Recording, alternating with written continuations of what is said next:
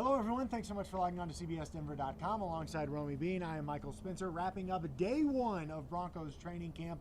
What stood out today? What stood out to me was the sound of no music. The Vic Fangio era has started, and he is clearly, the guy is not into frills, the guy's not into extras, and music was one of the things he decided to cut out because he wanted these guys fully focused on the field, but it was definitely different. Julie Andrews would have been disappointed.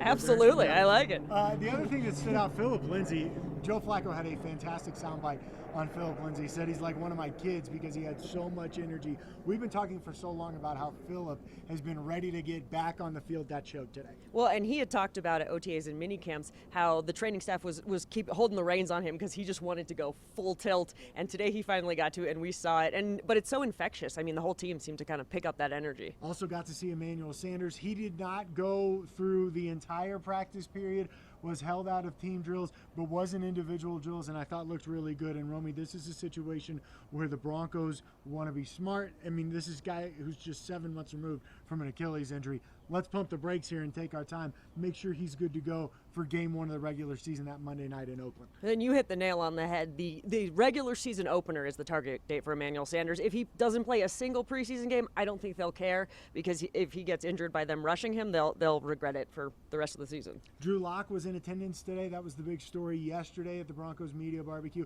whether or not he was going to sign his contract. I thought it was really interesting. Drew Lock saying, look, I told my agents, do whatever you got to do, but the bottom line is get this thing done before practice. I don't want to miss any practice time. Both interesting and showing he's not a diva. He's here to work. All the things that you want to see from a guy that you draft in the second round that is supposed to be the backup. So those are the main stories out of day one. We will, of course, have more for you throughout the day right here on CBSDenver.com. And then for those of you in the Denver market, we'll be live here at Broncos headquarters at 5, 6, and then I'll be in studio again tonight at 10 o'clock. And then we'll be all back at it again tomorrow for day 2 of Broncos training camp.